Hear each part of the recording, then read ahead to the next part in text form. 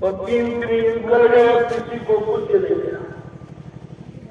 मिलना जमाना मजदूर, तुमने अपने मन पर कंट्रोल नहीं कर पाया और ये मन बना तुमको ऐसे नाटिस करने में लगाता रहा, जिसके कारण 4-5 लाख मृत्यु देवियों के जन्म मरण से आपको छुटकारा नहीं मिल पाया। तो फिर आपका काम ही क्या? जब जन्मते रहे, मरते रहे, जन्मते मरते रहे, ये सिलसिला बंद नहीं हुआ। चाहे राजा बन जाए, चाहे धनीमानी गरीब अमीर कुछ भी बन जाओ, लेकिन ये काम आप बंद नहीं करते। बिना सदगुरु की दया के, जहाँ पर कृपा भई सदगुरु की, वही हुए निहाल और बाकी फंसे काल के गाल। जिस पर समय के बदले मुर्शिद सदगुरु दाता दयालु की दया कृपा मेहरबानी हो गई, वो काल माया के देश में 484 लाख लड़कों की योनियों से बच सकती, अंधा बचने का कोई उपाय नहीं। और तुम 3 युगों से वही कर्म कर रहे हो जिनसे तुम्हें छुटकारा नहीं मिला, क्योंकि जब छुटकारा दिलाने वाला कोई आया नहीं, तुम्हें जन्म मरण से 484 लाख नरकों के एरियो से काल माया के बनाए कर्मों के जाल से जब निकलने वाला कोई आया ही नहीं, तो तुम्हें निकाले दो। इसलिए लाग दया कोमल की संता, जब संतों के हृदय में दया उठी, उन्होंने अपना सतलोक मंडल छोड़कर इस मृत लोक मंडल में हम सभी आत्माओं को काल माया के कर्मों के जाल में फंसा देके लेने के लिए आया। ये उनको दया हो, तुम्हारे पर किसी को दया नहीं। यहाँ जितने आए सब फंसाने वाले आए, न निकालने वाले कोई आया न कोई निकाल सका। और ये रात किसी को मालूम भी नहीं था, क्या कभी निकला भी जाता है, क्या निकलने की कोई युक्ति हो सकती है, ये जानकारी किसी के पास। जब संत महापुरुष आए, उन्होंने एक संकेत किया, गिरी बदरिया पाप की बरस रहे अल्लाह।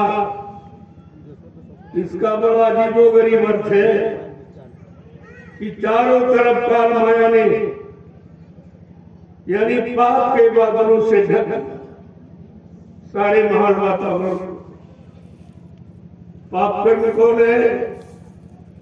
जो तुम्हें निकलने न दे, फंसा के रखे।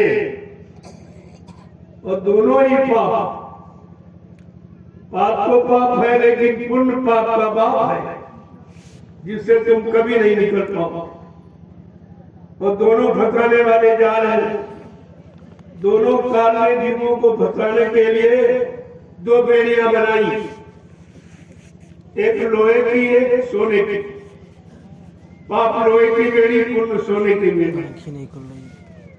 लेकिन बेड़ी दोनों आपको बांधेंगी, खलेगी। और आज तक आपको पुण्य से छुटकारा दिलाने के लिए कोई नहीं, क्योंकि पुण्य को अच्छा बताया। ये तो संत महापुरुषों ने बताया कि पाप से तो तुम्हें घृणा हो सकती, लेकिन पुण्य से आपको घृणा नहीं होगी, क्योंकि पुण्य को किसी ने बुरा बताया ही नहीं। पुण्य की जानकारी आपको नहीं। हाँ, भगवान कृष्ण ने इशारा किया, जब उनका काम हो गया, परिवर्तन के लिए आए थे, धर्म की स्थापना, दुष्टों के संहार और भक्तों की मदद का ये काम था उनका। जीवात्मा को जगाना, परमात्मा से मिलाना ये काम नहीं था। पाप कर्मों में माफी दिलाना ये भी काम नहीं था। जन्म मरण से छुटकारा दिलाना ये भी काम उनका नहीं था। जब कृष्ण का काम हो गया कि दुष्टों का संहार और भक्तों की मदद और धर्म की स्थापना, बात ये ठीक था। जब वो यहाँ से चलने लगे भाई, कि मैं जिस काम के लिए आया था मेरा काम हो गया, तो ऐसे नहीं चुपके से, जैसे आपने हल्ला मचा दिया बाबा से चुपके से चले गए, किसी को नहीं बताया, ऐसे नहीं। उन्होंने प्रचार कराया, कहा मैं अपने परम धाम को जा रहा हूं, मेरा मृत्युलोक मंडल में आने का काम पूरा हो गया, जिस काम के लिए मुझे भेजा गया मैंने वो अपना काम गुरु की मदद से सब पूरा कर दिया।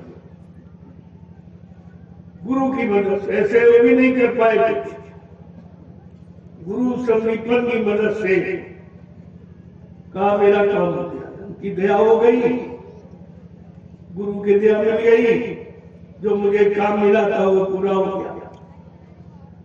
जब चलने लगे तो उनके प्रिय मित्र उद्धव जी थे, जब उन्होंने कहा मैं पूरे परम धाम को जा रहा हूं, उद्धव जी ने कहा भगवान क्या तुम्हारा परम धाम और कहीं है? करे उद्धव ये तो मृत्युलोक है, यहाँ जो मानव चोला धारण करेगा उसको मानव शरीर छोड़ के जाना पड़ेगा। हाँ ये है जो काम करने आया वो अपना काम अपना प्रण अपने वादों को पूरा करके ही जाएगा।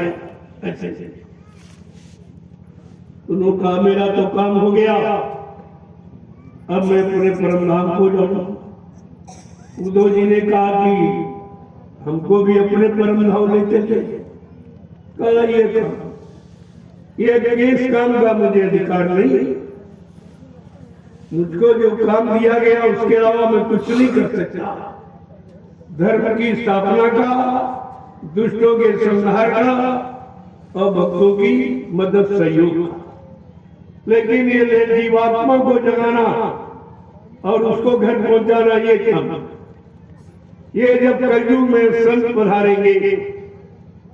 आप उद्धव मैं तुम्हें युक्ति बता सकता हूं लेकिन ले नहीं जा सकता तुम्हारी आत्मा को, क्योंकि ये मुझको अधिकार नहीं है। आप उद्धव जाओ बद्रिका आश्रम, तब करो जब सोतिर्निष्ठ ब्रह्मनिष्ठ कोई संत महापुरुष धरती पर आएंगे, वो नाम को जगाएंगे और नाम को सिद्ध करेंगे और नाम की साधना कराएंगे। जब तुम नाम की साधना करोगे तो पाप उन दोनों से तुम्हें छुटकारा मिल जाएगा, तब ये काल माया करके छूटेगा, ऐसे नहीं जा सकते। कहा पाप पुण्य जब दो नासे उद्धव वो हमरे कुलवासी, कहा हमारे गोलोक परम धाम वही जा सकेगा जो पाप उन दोनों से छुटकारा पा जाए। देखो पाप पुण्य बगैर छोड़े कृष्ण के धाम भी कोई नहीं जा सकता। ये तो बीच का लोक है गोलोक, सतलोक तो बहुत ऊपर है जहाँ की जीवात्मा है। तो जीवात्मा के लोग जाने के लिए पापन तो बिल्कुल ही काम नहीं है, इसको एकदम छोड़ना पड़ेगा। और ये जीव की बस की बात है, जब पाप तुम नहीं छोड़ पा रहे, इतना फंस गए हो तो पुण्य कैसे छोड़ो। इसलिए कलयुग के जीव को हर वक्त हर क्षण हर पल घड़ी अपने समृद्ध दाता दयालु की दया चाहिए, बगैर दया के नहीं। वो काम दया से, जब दया गुरु की होती है सूखी खेती हरियाली, ऐसी उनकी दया होगी तो ये सारा जो मरुस्थल हो गया यानी सुकून शांति के नाम पर मरुस्थल है, बिल्कुल जंगल हो गया, एकदम मतलब दूसरा बंजर हो गई। ये काम गुरु की दया। तो सबने आधार बताया, लेकिन नाम का आधार हर युग में रहा। जो नाम जिस मंडल मुकाम से आया उस नाम का स्मरण करने से, सुमरन करने से, नाम को आधार बनाकर चलने से, तो वो नाम उस मंडल लोक तक जीव को पहुंचा सकता। ये नाम की निजी महिमा। लेकिन जीवात्मा तो सत्यलोक निवासिनी है, जब तक सत्यलोक से कोई नहीं आएगा, न गोलोक वाले कैसे पहुंचा सकते, न साकेत लोक वाले राम पहुंचा सकते, न ब्रह्मलोक वाले ब्रह्मा जी पहुंचा सकते, न विष्णु लोक वाले विष्णु भगवान पहुंचा सकते, न शिवलोक वाले शिव जी पहुंचा सकते, न देवलोक वाले देवी देवता पहुंचा सकते। जीवात्मा को जगाना, परमात्मा से मिलाना, उसके निधाम लोक मंडल पहुंचाना, ये है संतों का, सद्गुरुओं का, क्योंकि वो उसी सत्यलोक सचखंड अनामी धाम से आते। कुछ सत्यलोक से भेजे गए, कुछ अलग सोगलोक से आए, कुछ अगम लोक से आए। जब इनको लोग भूल गए, सत्यलोक वाले संतों को, अलग लोक वाले परम संतों को और सद्गुरुओं को जब सब भूल गए, तब अनामी महाप्रभु को स्वतः मानव चोला धारण करके अपनी बार मृत्युलोक मंडल पर आना पड़ा। इसीलिए लोगों इनका परिचय लोगों के पास। अनामी महाप्रभु यहाँ कभी नहीं आए, यहाँ गुरु आए, संत आए, सदगुरु आए। जब गुरु की बात, संतों की बात, सदगुरुओं की बात जीवों ने नहीं मानी, नहीं समझा, तब मालिक को स्वतः मानव चोला धारण करके मृत्युलोक मंडल पाना। जब मालिक खुद आया है, इसलिए उसको किसी की सहयोग की आवश्यकता नहीं, किसी से परामर्श सलाह लेने की जरूरत नहीं है। वो अपना जो काम करने आया है, आज जो काम करने आया है, वो परिवर्तन की भूमिका स्वयं बनाएगा। उसको किसी की सलाह लेने की आवश्यकता नहीं, और यहाँ कोई सलाहकार है भी नहीं, क्योंकि जितने संत आए सतलोक सचखंड से आए, लेकिन वो अनामी महाप्रभु से मालिक स्वतः आया, तो मालिक को किसी से परामर्श लेने की क्या जरूरत, वो तो मालिक ही, और वो प्रभु है। मृत्युलोक से लेकर सत्यलोक अनामी धाम तक प्रभु की ही सत्ता है। जब सत्ताधारी स्वतः मानव चोला धारण करके मृत्युलोक मंडल पर आ गया, फिर उसको किसी की सलाह से लेने की क्या जरूरत। इसलिए उन्होंने ऐसा वादा किया कि मैं परिवर्तन करने आया हूँ, परिवर्तन करके ही जाऊंगा, हमको किसी की जरूरत आवश्यकता नहीं।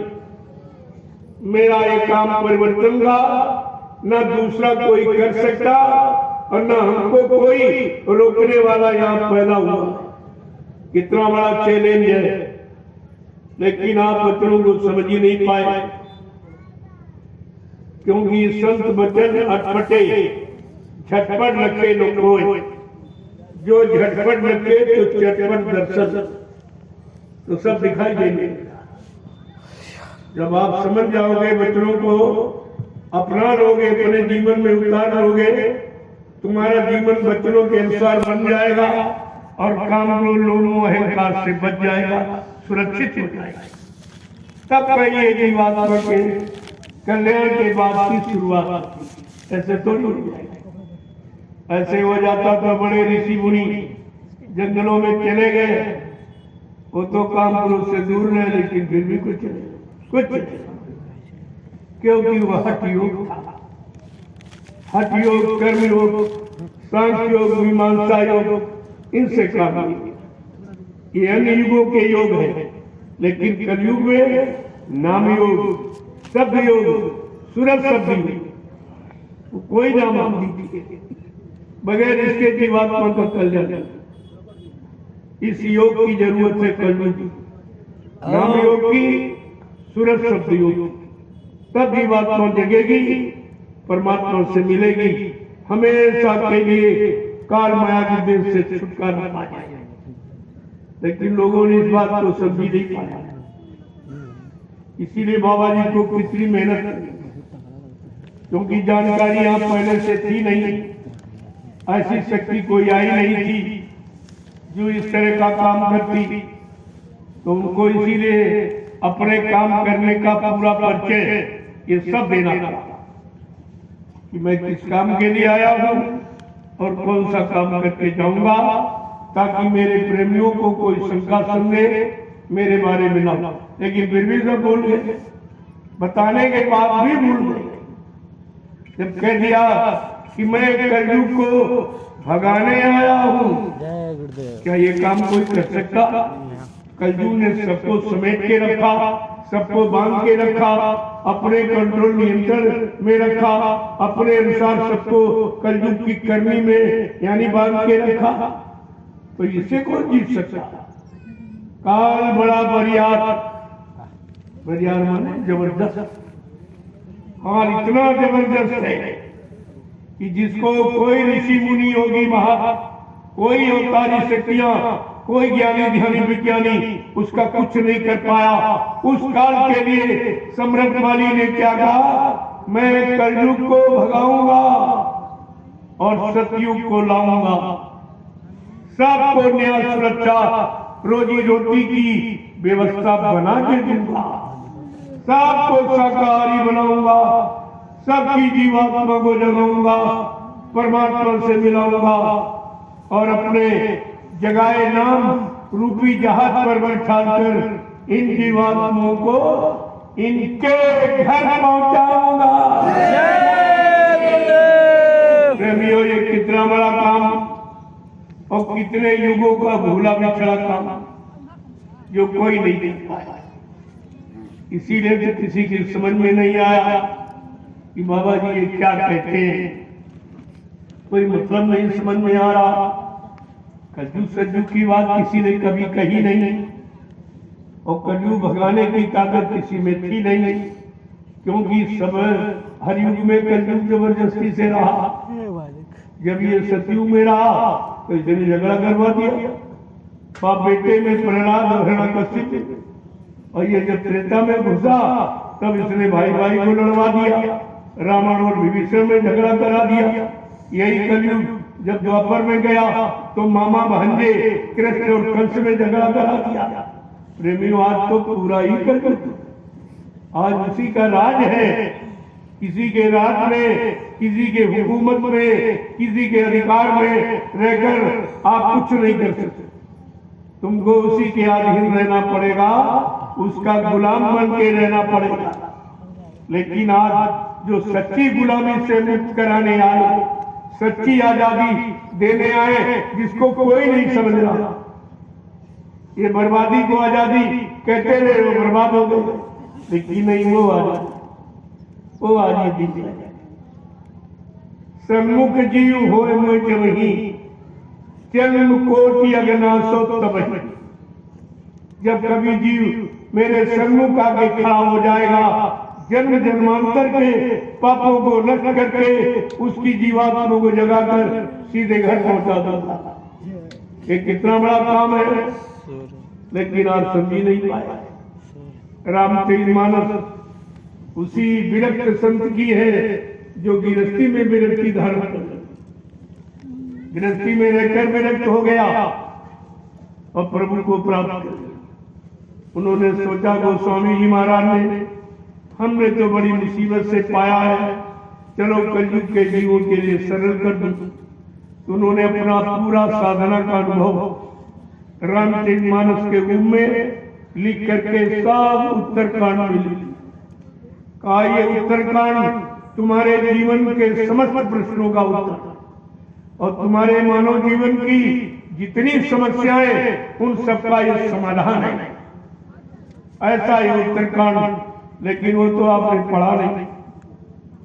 कोई सुंदरकांड का पाठ करना, अरे सुंदरकांड जो तुम्हारे कर्म कांड अच्छे सुंदर होंगे तब सुंदरकांड काम करेंगे। तुम्हारे कर्म कांड खराब तो सुंदरकांड बेचारा क्या करेगा? ये कागज वाला थोड़ी काम करेगा, वो तो कर्म है। वो कर्मों की उन्होंने पहचान लिखी है कि मानव के सच्चे कर्म क्या है, मानव का सच्चा धर्म क्या। अभी तक किसी ने आपको यही नहीं बताया कि मानव का कर्म क्या है। किसी विद्वान से पूछो तो यही कहेगा कि मानव कर्म क्या है, कहते पूजा करो, पाठ करो, तीर्थ करो, कर। मानव धर्म अगर पूछो उससे तो यही कहेगा पूजा करो, पाठ करो, तीर्थ करो, व्रत करो, हवन जब तब गंगा स्नान करो। अरे प्रेमियों, करो माने कर्म, तो धर्म कहाँ चला गया? करो माने कर्म और धरो माने धर्म। जो सच्चा और अच्छा, नेक और भला बनाने वाला, चरित्रवान बनाने वाला कर्म, यानी जो व्यवस्था को पनपाता है, उससे धर्म। धर्म माने व्यवस्था। ये बात आज तक किसी ने आपको नहीं बताया कि धर्म माने व्यवस्था होती है, और व्यवस्था बुरे कर्मों से बिगड़ती है, अच्छे कर्मों से व्यवस्था पनपती है, दोनों की। ये तो इसीलिए तो धर्म प्रधान तो नहीं लिखा गया, लिखा कर्म प्रधान। उन्होंने कहा, वो भगवान राम ने स्पष्टीकरण दिया कि कर्म प्रधान ने विश्व रची राखा, और जो जस कारी ये सुख फल चाखा।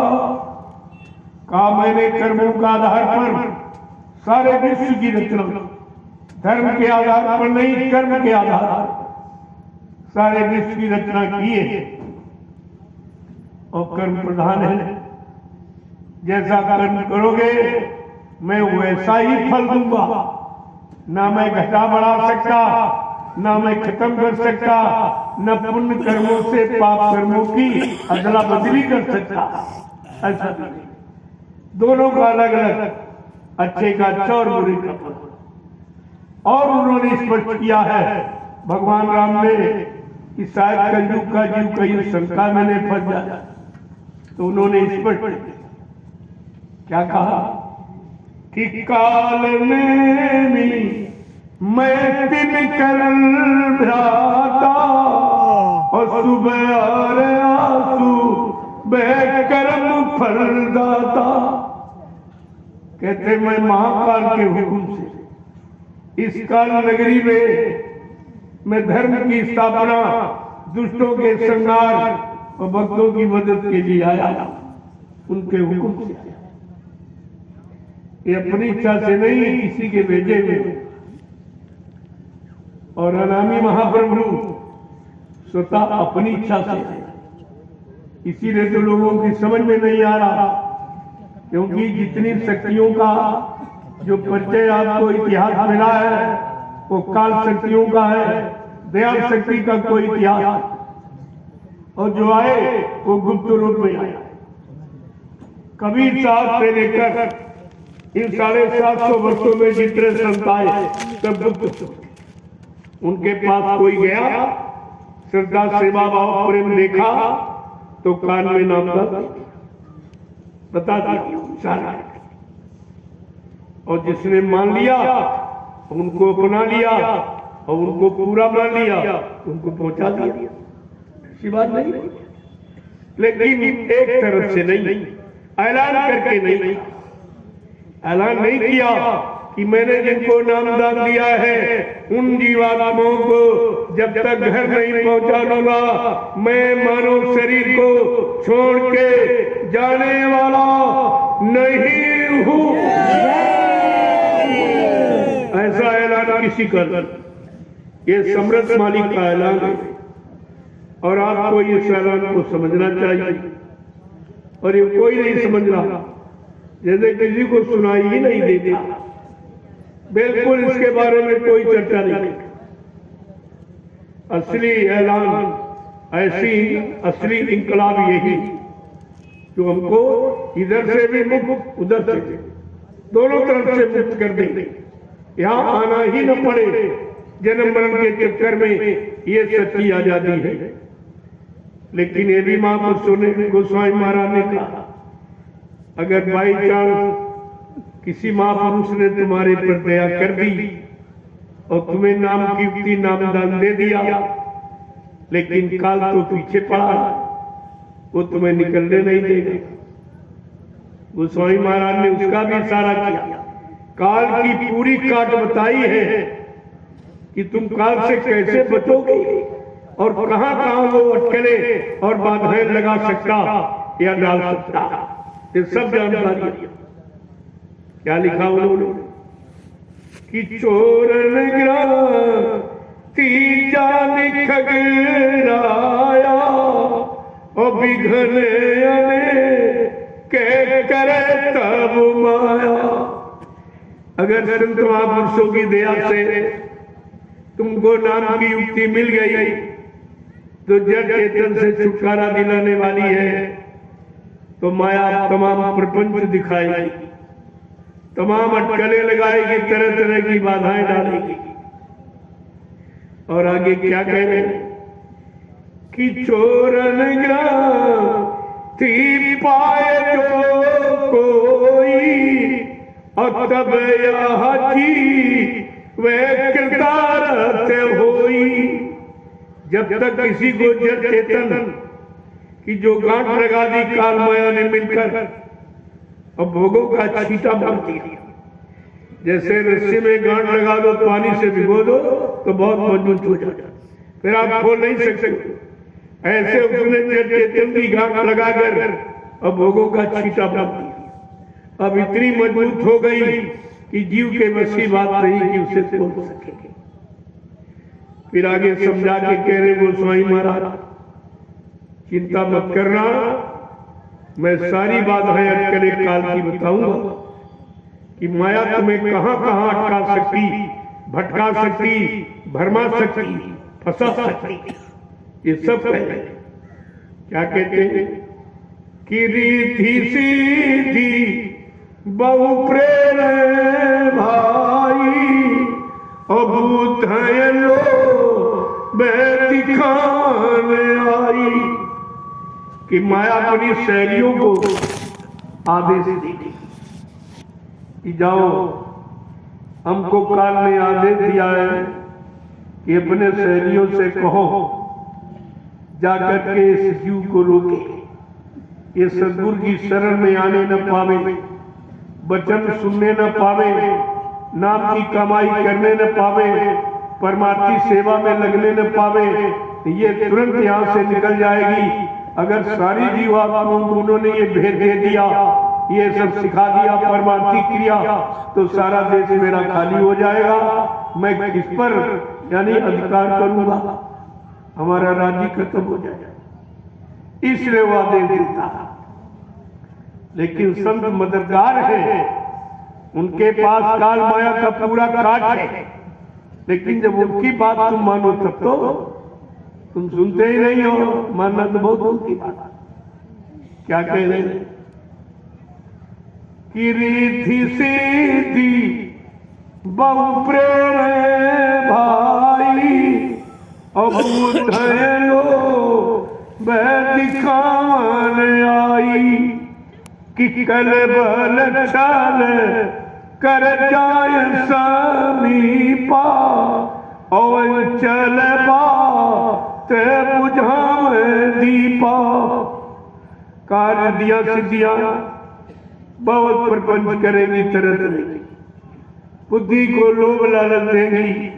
अरे भाई तू क्या चाहती को राजा बना दूं, धनी मानी माना दूं, यानी मतलब पदाधिकारी बना दूं, लेकिन तुम जाने की बात क्यों करो, हमारे देश में रहो, हम सब तरह की फैसिलिटी अवेलेबल करा दूंगी, सुविधाएं दे दूंगी।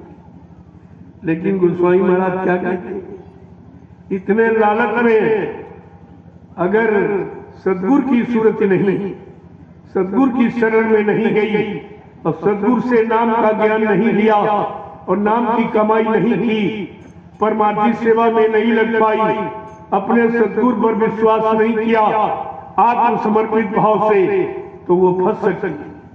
लेकिन कौन सूरत नहीं फंसेगी कि हो ये बूथी जो परम सयानी और तीन तन चीता वह नहीं जानी। अगर बुद्धि में सियानापन, निरख पहचान, सूझबूझ आ गई, सदगुरु के सत्संग वचनों को सुनकर, उन वचनों पर चलकर, उन वचनों को अपने जीवन का आधार बनाकर कहीं सद्बुद्धि प्राप्त कर ली है, तो वो उधर देखेगी, माया के प्रपंच की तरफ, लोभ लालच देने की तरफ देखेगी नहीं। वो जानती है ये गिराने वाले साधन, ये फंसाने वाले साधन, ये अटकाने वाले साधन जो काम है, क्रोध है, लोभ है, मोह है, अहंकार, ये बड़े बड़े विकट जाल है। इन्हीं जाल में सबको फंसा के रखा, निकलने किसी को नहीं दिया काल ने। तो ये कलयुग का जीव बेचारा तो वैसे भी कमजोर है, इसके बाद कोई शक्ति नहीं, कोई ताकत, कोई अपना ज्ञान नहीं, कोई बुद्धि नहीं। ये तो बेचारे फंसे फंसाए ही है, इनको फांसना भी नहीं पड़ेगा। लेकिन ये निकलेगी कैसे? कला इन्हीं जीवों के लिए सम्राट सद्गुरुदाता दयालु ने अपना अनामी धन छोड़कर इन कमजोर जीवों के लिए सहायता मदद देने के लिए आए। और उन्होंने वादा किया कि मैं तुमको तुम्हारे घर पहुंचा के ही मानूंगा, मैं ऐसे जाने वाला नहीं हूं। कहा मुझे इस मृत लोक मंडल में काल का कोई सामान न मुझे मार सकता, न मुझे कोई धोखा दे सकता, न मुझे कोई धन दौलत सामान से खरीद सकता। मैं अपना काम करने आया हूँ और काम करके ही जाऊंगा, बिल्कुल निश्चित। ऐसा अनामी महाप्रभु हमारे आपके लिए, हम सब गंदे पापी जीवों के लिए अपना सुखमय आनंदमय चैतन्य प्रकाश में देह छोड़ करके हमारी आपकी जीवात्मा पर दर्द उनको आया और उसका हित करने के दिया, और इसलिए अपना परिचय दिया, क्योंकि ऐसा कभी आया नहीं खाया। इसलिए परिचय दिया कि हम आए वही देश से जहां तुम्हारा धाम, तुम सबको घर पहुंचाना एक हमारा काम। ऐसा राम ने भी नहीं कहा, कृष्ण ने ऐसा वादा, यानी किसी भी शक्ति ने इस तरह का वादा मृत लोक मंडल पर नहीं किया। ये सृष्टि के प्रथम महापुरुष जिन्होंने अनोखा वादा किया। लेकिन हम आप अपने परम हितैषी, परम सुचिंता तक रहबर को पहचान ही नहीं पाया, उनको अपना बना नहीं पाया, अपना कोई काम नहीं करा पाया। तो हमारा तो कितना बड़ा हम सब जीवों का दुर्भाग्य है कि सब कुछ मिला लेकिन हम कुछ ले नहीं पाए, कुछ काम नहीं कर पाए। शंका संदेह भूल भ्रम में ये भी काल का सामान है। उसने ऐसा यानी मतलब डाला, काल ने क्या किया, कहा कि सत्संग में आके कियो झमेला। ऐसा झमेला उसने कर दिया कि सब जीवों को सदगुरु की शरण से अलग उठा देते। सब बेचारे भाग गए, नहीं पहचान पाए कि जहां से हमें सदगुरु दाता दयालु ने सत्संग सुना के, सेवा में लगा के, सुमरन ज्ञान भजन सिखा करके जिस सतपथ के रास्ते पर ला के खड़ा किया, आज हम अपने उस सच्चे रास्ते पर जो सतलोक सत अखंड यानी अनामी धाम जाने वाली जो सड़क जो रास्ता है, उसी सड़क रास्ते पर खड़ा किया। लेकिन हम खड़े नहीं, हमारी मंजिल छूट गई। हम दिनों दिन अपनी सतलोक की मंजिल से अलग होते चले जा रहे हैं। जरा सा भी इनको विचारों को विचार नहीं आया, जबकि बराबर इशारा किया। केवल 10 ही दिन छोड़े गए थे तो तुरंत आपको संदेश दिया कि कहीं आप भ्रमित न हो जाएं। लेकिन 10 दिन में उसने अपना खेल सबको हटा दिया, सबको भगा दिया। अरमान परमान सब खत्म, मतलब यानी सब यानी समाप्त, कुछ नहीं बचा आपके पास 10 दिन के अंतराल में सब। क्योंकि 18 मई 2012 और 28 मई 2012 से मैंने अभियान शुरू किया। लेकिन 10 दिन में तुम बिगड़ गए, 10 दिन में तुम हट गए, बहक गए। इतना कम, इसका मतलब 60 साल तुमने कुछ सीखा ही नहीं। 60 साल की कमाई और 10 दिन में कमाई, तुम्हारे पास कुछ नहीं रहा। कोई वचन नहीं, कोई वादा नहीं, कोई संकल्प नहीं, कोई प्रतिज्ञा नहीं, कोई गुरु की दया नहीं, कुछ भी तुम्हारे पास नहीं बचा। अब तुमने खो दी 10 दिन। अगर कहीं 2-4 महीने निकल जाते तो कोई बचता ही नहीं जो काल के गाल में निकल।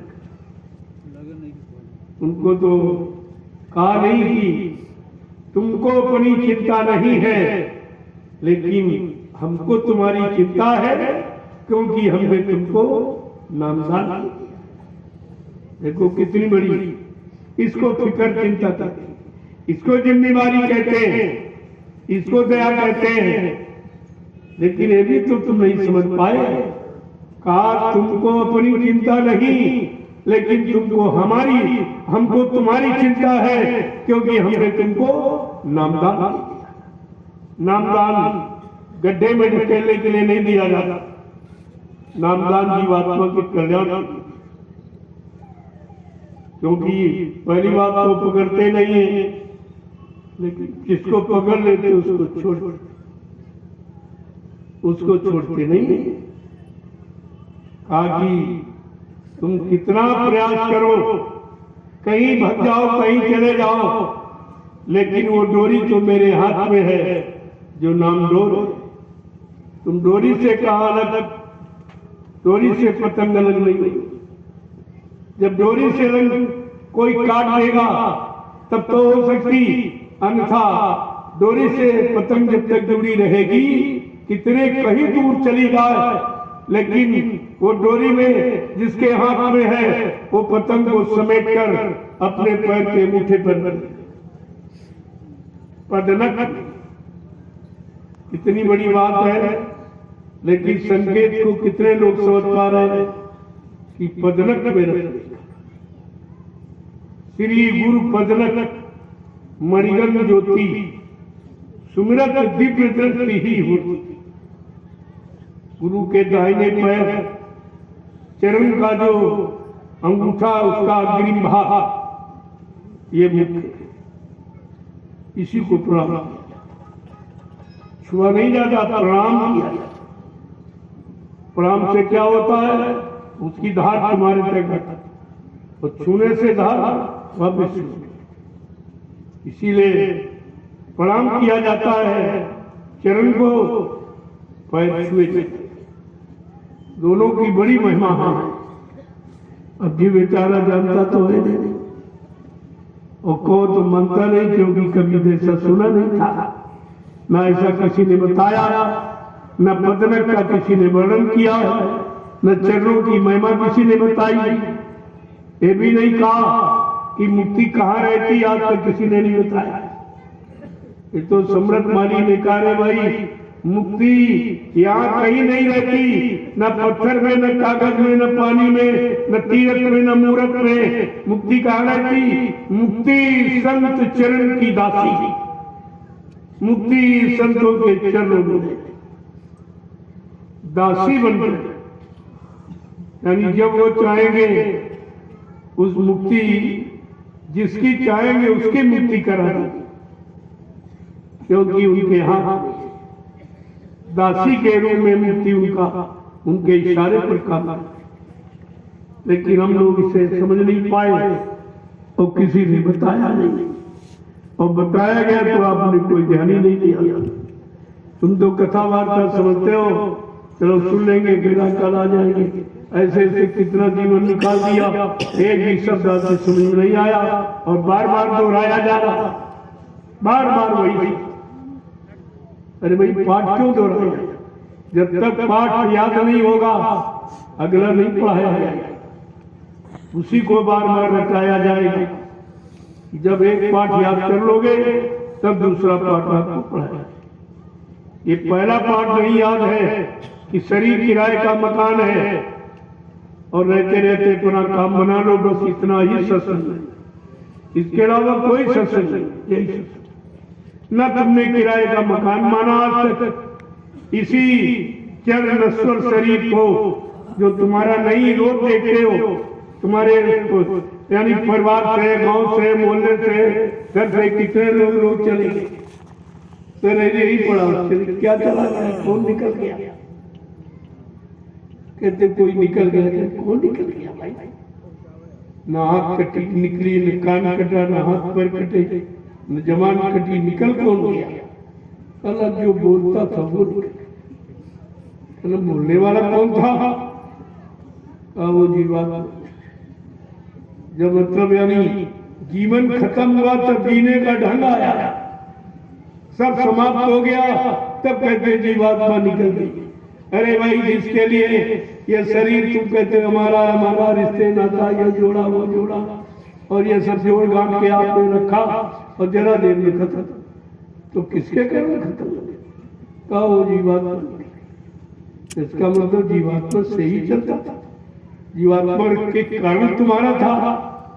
अगर जीवात्मा होती तो आप तुम उसे इतना मानते थे, कभी नहीं कहते कि हमारा पति नहीं, हमारा भाई नहीं, हमारा बाप नहीं, हमारा बेटा नहीं, कभी आप नहीं कहते।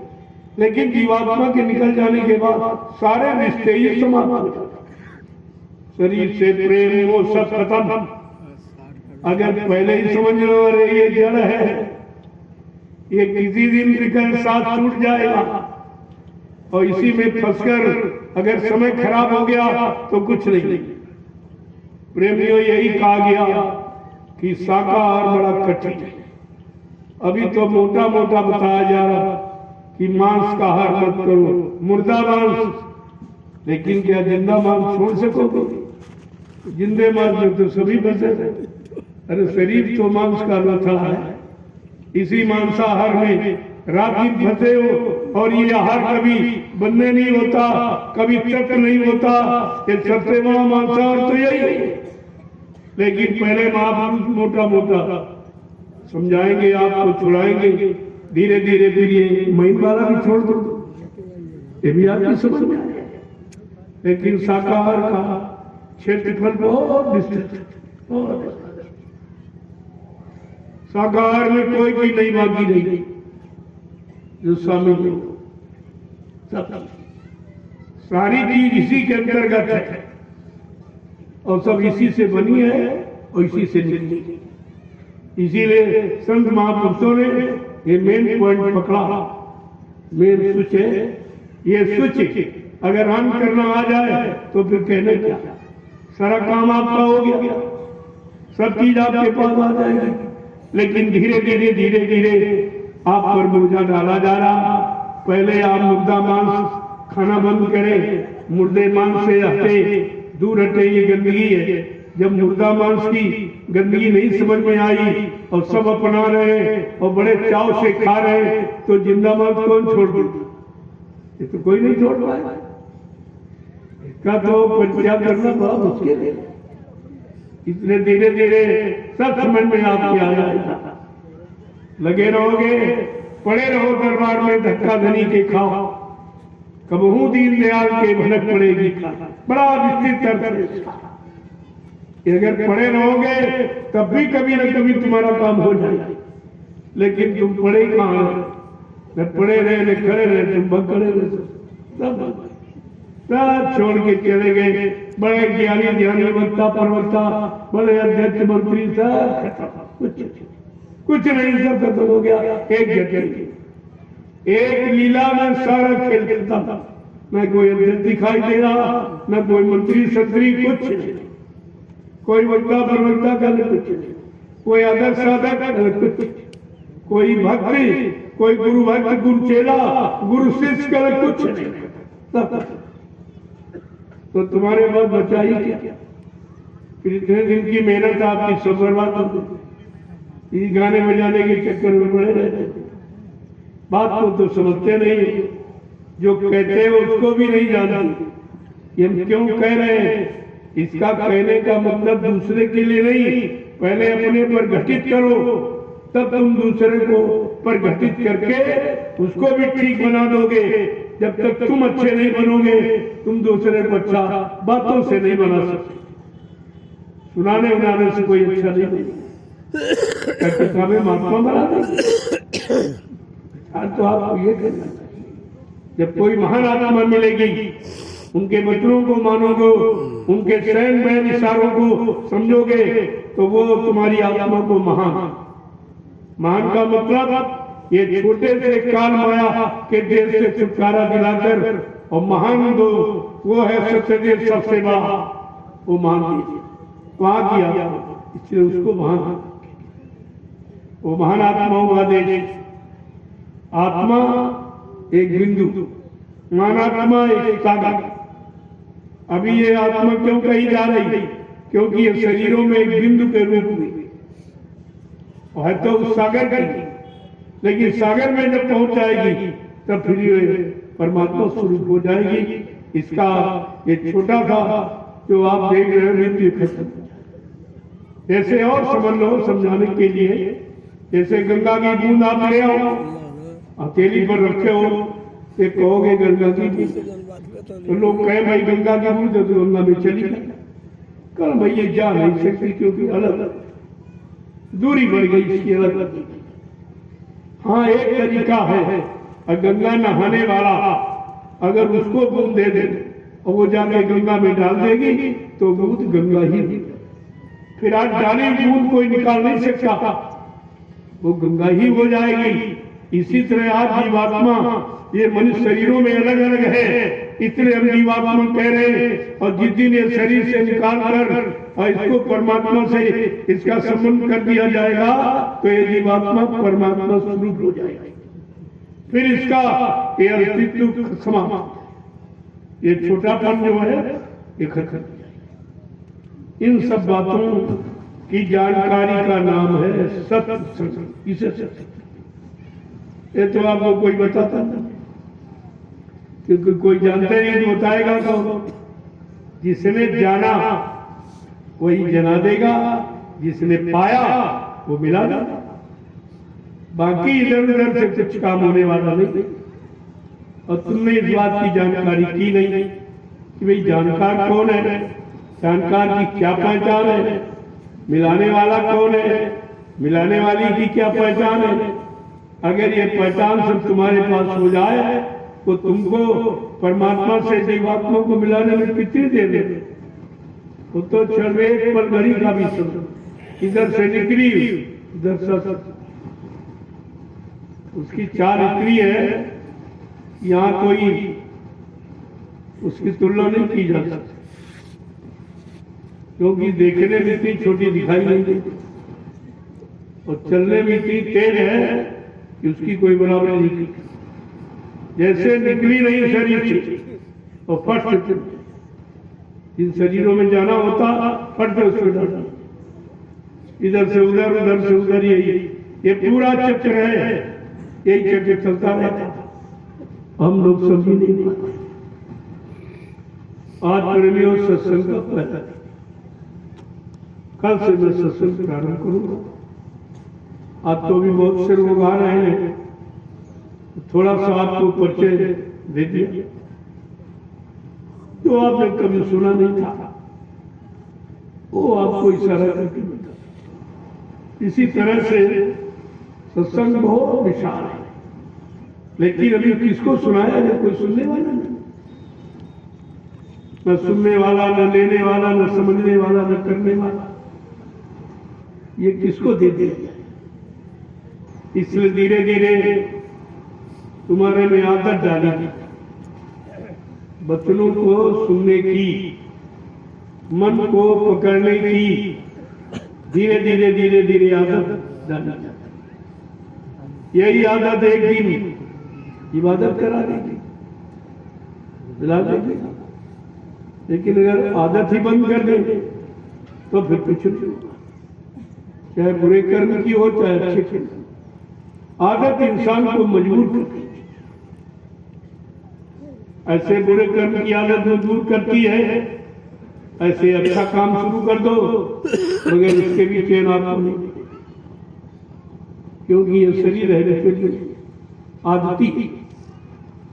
और आदत के बारे में जानना समझना ये बहुत जरूरी है कि हमें शरीर को, तन को, मन को, इंद्रियों को, चित्त को, बुद्धि को कैसे काम में लगाना और किन कामों से अलग रखना। अगर यही निर्णय ले ले तब भी आपका काम हो सकता, लेकिन अभी तक आपने यही निर्णय नहीं ले पाया कि इस मन को कहाँ लगाना है।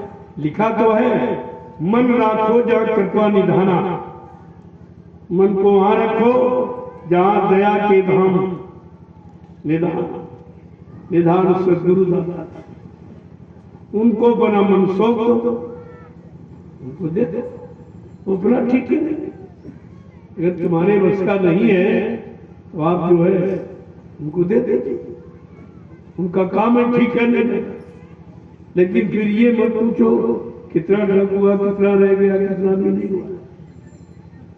एक महात्मा जी थे, उनके यहाँ लोग जाया करते थे, अपना चर्चा सुनाते रहते। एक दिन एक पहुंचा तो सुनने के बाद कहता कि महाराज ये बताओ भगवान कितनी जल्दी मिलेंगे? अच्छा, कल से आना। दूसरे दिन पहुंचा तो कल हर दिन नहीं। तीसरे दिन पहुंचा, कहता बताइए। तब तक उनके यहाँ एक पुराना चिमटा पड़ा, बहुत पुराना, इतनी जंग लगी थी उसमें कि उसका रंग ही नहीं दिखाई देता। तो कहा वो चिमटा उठा के उसको साफ, जब ये साफ हो जाएगा बस उसी दिन तुमको भगवान मिलेंगे। अब वो खूब जोर लगा रहा, सफाई करने में 1 महीने, 2 महीने, 3 महीने, 4 महीने, 6 महीने, साल निकल गया। कहा भगवान नहीं मिला, कल अभी साफ है नहीं। अब वो इतनी ज्यादा जंग लगी थी, कई वर्ष निकल गए, लेकिन उसका ध्यान, देखो ध्यान लगाने का तरीका, उसका ध्यान लगा दिया कि इसी को साफ होगा और इसी से तुम्हारा काम बन जाएगा। उसी में जुटा रात साफ करना, भगवान से मिलना, भगवान का दर्शन करना, भगवान मिलेगा, इसी में जुटा पड़ा।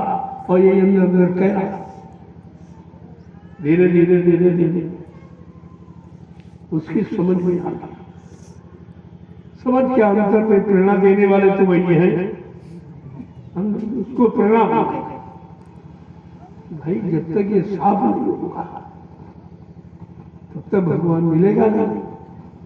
फिर एक दिन पूछ लिया, महाराज चिमटा आपने क्यों पकड़ा? कहना तुम जड़ जीव थे, ये भी जड़ है, और जड़ जीव में ये कर्मों की जंग लगी। जब तक कर्मों की जंग नहीं छूटेगी तब तक ये जड़ जीव चेतन रूप में नहीं आएगा। उसी तरह तुमको हमने जड़ में लगाया, जड़ को साफ करो और धीरे धीरे तुम्हारा लगाव हो जाएगा, तुम्हारा मन एकाग्र हो जाएगा कि हमको चिमटा साफ करना है, बस इसी से भगवान मिलेगा और कहीं भगवान। देखो सब जगह से मन हटा दिया, एक एकाग्र बिल्कुल कर दिया। स्थिर प्रज्ञता इसी को स्थिर प्रज्ञ बना दिया। अब उसी में जुट गया। फिर उन धीरे धीरे जब कई वर्ष बीत गए, अब उसका मन स्थिर हो गया। जब से तो अंदर कुछ ज्ञान होने लगा, उसने चिमटा तो रख दिया। कहा अब इसका कारण बताइए, ये चिमटे से हमारा क्या संबंध है? कला हाँ संबंध है और नहीं। कल क्या? कल जिस जैसे ये चिमटे की काई जंग लगी नहीं छूट रही तो भगवान नहीं मिला। ऐसे अगर मन के में कर्मों की गंदगी लगी, जब तक ये नहीं छूटेगी तब तक भगवान का दर्शन नहीं। इस बात को बताने के लिए उन्होंने उसका पहले मन एकाग्र किया और जहां लगा तो वहीं लगाया और वहीं से धीरे धीरे समय यानी इतना क्रॉस कर दिया कि बिल्कुल उसका मन एकाग्र, अब कहीं नहीं जा रहा, केवल उसी में जुटा है। जब साफ हो जाएगा तब भगवान मिल जाएगा, जब साफ हो जाएगा तब भगवान मिल जाएगा। यही लग गई और धीरे धीरे बात समझ में आ गई और महात्मा जी ने धीरे से बता दिया, जैसे चिमटे में जंग लगी है तो भगवान नहीं मिलेगा। ऐसे जब तक मन पर ये कर्मों बुरे कर्मों की जंग लगी, जब तक ये नहीं हटेगी तब तक दर्शन। निर्मल मन जनसो मोहि पावे और मोह छल छिद्र कपट नहीं। तब ये बात सिद्ध हुई। वो महात्मा किस तरीके से कौन सा आपका काम, वो बहुत चालाक, बहुत चतुर होशियार होते हैं। आपका काम किसी न किसी तरह से कर, वो केवल इंतजारी करते कि तुम जल्दबाजी में हो और जल्दी काम शैतान का और धीरज काम रहमान।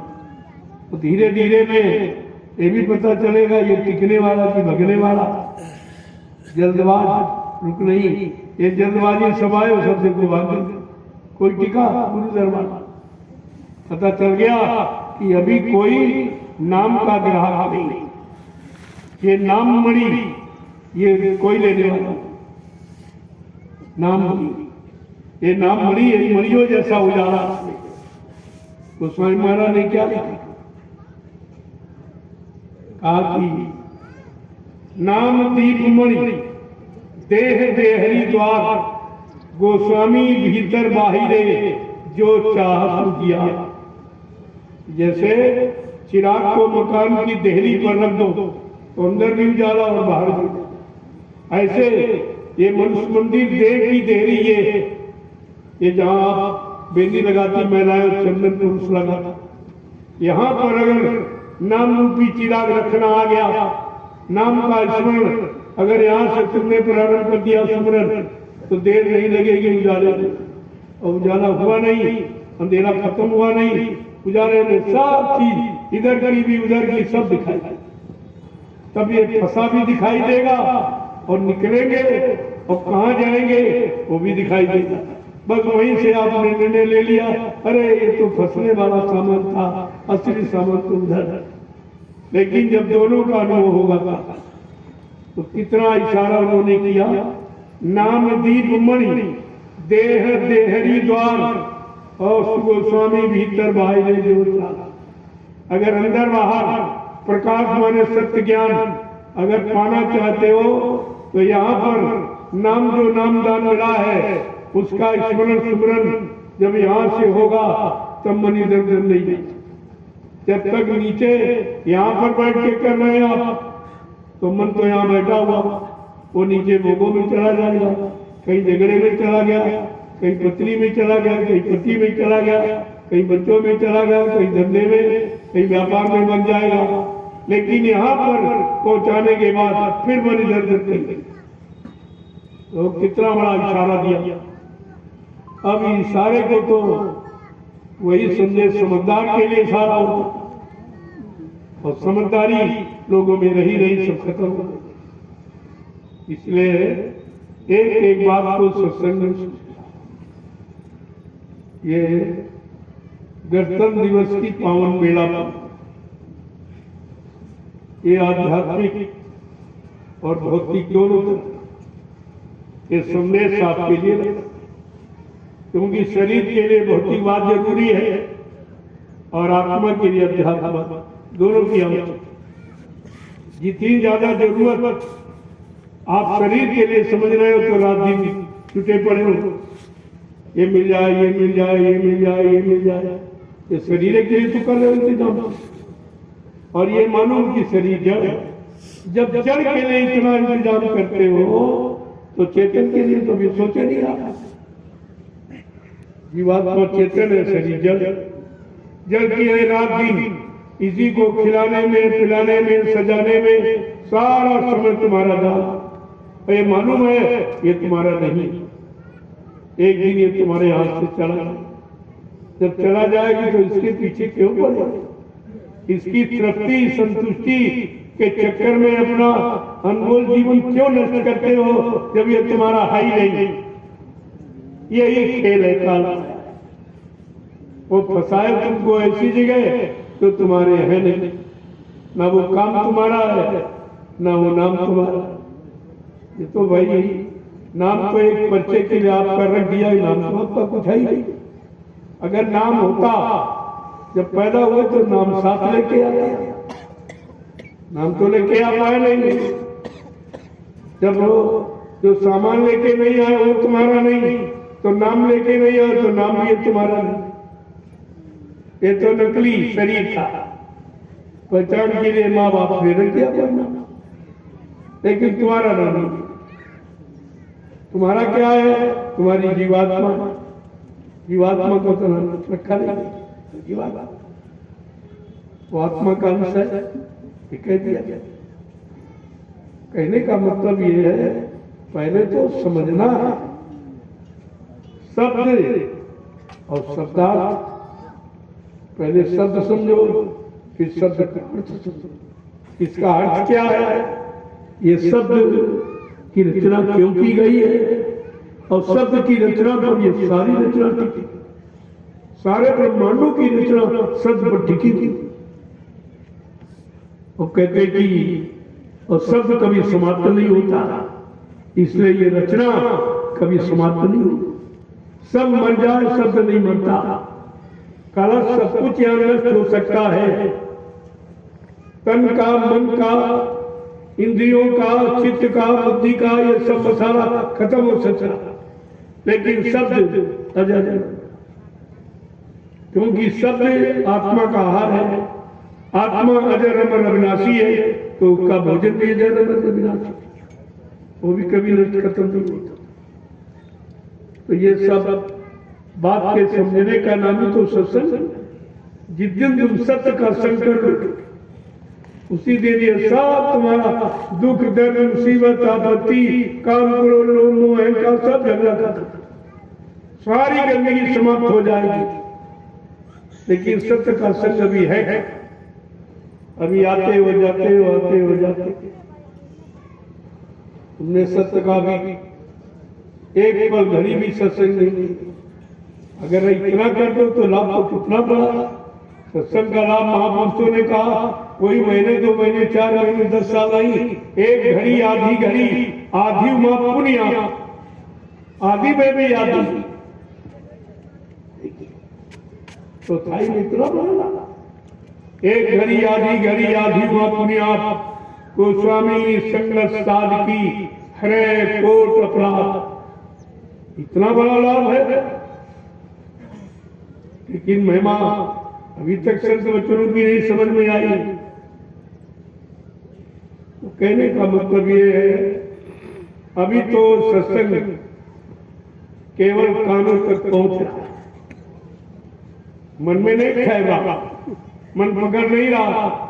जिस दिन मन पकड़ने लगेगा, उसी दिन तुम्हारे अंदर ऑटोमेटिक परिवर्तन, और जिन्हें नहीं पकड़ा उनका परिवर्तन हो, उनको बिल्कुल निराशा हो गई, उदासीनता, ताश हो गए, वो संसार से, संसार की वस्तुओं से उदासीनता। अरे ये तो बहुत दिन से प्रयोग कर रहे हैं, कुछ नहीं मिला, बहुत दिन से पैदा हो रहे, हम इनके बाप भरे, हमारे बाप भरे, ये इनकी माँ भरी थी, इनके माँ, ये तो बड़ा सिलसिला पुराना। तो कहा रहे इसमें तो कुछ काम हुआ नहीं, ये जन्मते मरते और पैदा होते रहे, मरते रहे, ये तो सिलसिला कभी बंद नहीं होगा। और जब तक ये बंद नहीं होगा, तब तक ये बात हमका करना नहीं होगा। अब चलो ये सिलसिला बंद कैसे हो, ये युक्ति किसके पास, जरा उनके पास चलते। संत मिलन सब जग सुख नाई। सबसे बड़ा सुख क्या है? संतों का मिलन। अगर संत मिल जाए, इससे बड़ा कोई सुख नहीं, लेकिन मिल जाए। देखना मिलना नहीं, सुनना मिलना नहीं, छूना मिलना नहीं, उनके अनुसार चलना, उनके वचनों में अपने आप को मिला देना, वचनों के अनुसार अपने आप को बना देना, अपना जीवन उसी में ढाल देना, उसको कहते हैं संत वचन सब सुख जगना। और नहीं दरिद्र सब दुख जगना, और दरिद्रता के समान कोई दुख नहीं। और यहाँ सब दरिद्र, सब में दरिद्रता माने गंदगी, और गंदगी भरी मन में, तन में, इंद्रियों में, भोगों में, इनमें, उनमें, कहीं पर स्वच्छता नहीं बनता, पवित्रता तो किंचित मात्र है। फिर भी संत माता तुमसे विरोध नहीं रखते कि भाई तुमको छुएंगे नहीं, तुमको देखेंगे नहीं, तुम्हें बताएंगे नहीं, तुम्हें सुनाएंगे नहीं। गंदा होता हुआ जीव वो कोई जीव से परे नहीं। क्योंकि उनका संबंध जीवात्मा से वो गंदी है, वो नहीं। तन मन गंदा हो गया, इंद्रियों में फंस गया, इंद्रियां गंदी हो गई, भोगों में फंस गई, और शरीर गंदा नष्ट हो गया भोगों की गंदगी से। तो धीरे धीरे धीरे धीरे ये खराबी कैसे आई? क्योंकि जब जीव पैदा हुआ तो बिल्कुल ऐसा कुछ लेके ही नहीं आया, कुछ नहीं थी, कोई गंदगी नहीं थी, न परिवार की, न समाज की, न मन की, न तन की, न इंद्रियों की, न भोगों की, किसी तरह की कोई गंदगी थी नहीं। एकदम पाक साफ निर्मल पवित्र था। उन्होंने धीरज से आपको जगाया और जगा के खड़ा किया। जब कोई जगाता तो आवाज देते था, आवाज से आप जगते उसे आवाज से या इशारे से, लेकिन आवाज देके जगाया जाता। इसका मतलब है निश्चित की आवाज हमको जगाएगी। इधर अगर मन को आवाज जगाएगी तो जीवात्मा को भी आवाज जगाएगी। इसकी आवाज इधर बाहर से आ रही और उसको जगाने वाली आवाज ऊपर से आ रही। ये बाहर में आती कानों में और वो अंदर वाले कान में जाता। जो जीवात्मा में अंदर कान लगा है, ऊपर आवाज वाली आवाज वो जीवात्मा के कान में जाती, तो वो उसका प्रकाश जीवात्मा के अंदर वाली आंख पर, तो जब आंख खुल जाती तो साफ जैसे इधर आप आंखों से देखते हो ऐसे खुले, ऐसे उधर। लेकिन मतलब खुल के है साउंड और लाइट, आवाज और प्रकाश, दो ही चीजें। जैसे संसार में आप अपने मकान में, जिस कमरे में आप रहते हो, दिन की अपेक्षा रात में आपको डर लगता। कमरा वही, दिन में नहीं डर आपको। क्या कारण है? कि दिन में प्रकाश है सूर्य का और बोलने वाले लोग हैं, यानी आवाज और लाइट प्रकाश, दो चीजें निकली। जैसे घर वाले मकान में अगर प्रकाश दिन है और लोग बोल रहे हैं, आवाज आ रही, तो आपको भय नहीं लगेगी, अकेले आप बने रहो। और रात में उसी कमरे में लाइट चली जाए, बोलने वाले सो जाए, अकेले में आपको भय लगेगी। तो डर कहाँ है, भय कहाँ है? जहां लाइट और साउंड नहीं। अगर लाइट साउंड है तो डर है, बिल्कुल जैसा इधर ऐसा उधर, कोई अंतर नहीं। अब बाहर में तो आपने लाइट का इंतजाम कर लिया और बोलने वालों को इकट्ठा कर लिया, परिवार बना लिया, बाल बच्चे आप घर में रहे, कोई दिक्कत नहीं। इसी तरह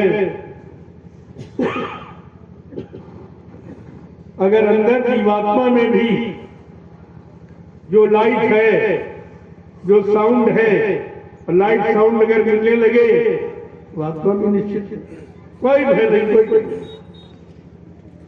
इधर भी वही बात बताई जा रही, उधर भी बात बताई। कहा इस तरह तो आपने खोज कर ली कि चलो भाई, जिनके पास है लाइट उनसे मिलने और बोलने वालों से भी मिलने के सब लोग भाई आओ। लेकिन उधर तो कोई खोज आपने की नहीं कि लाइट वाला कौन है, बोलने वाला कौन, आवाज निकालने वाला कौन है। तब उसने बताया कि उधर का जानकार कि सत्य गुरु पे दे बचन विश्वासा और संयम ना विषय की आशा।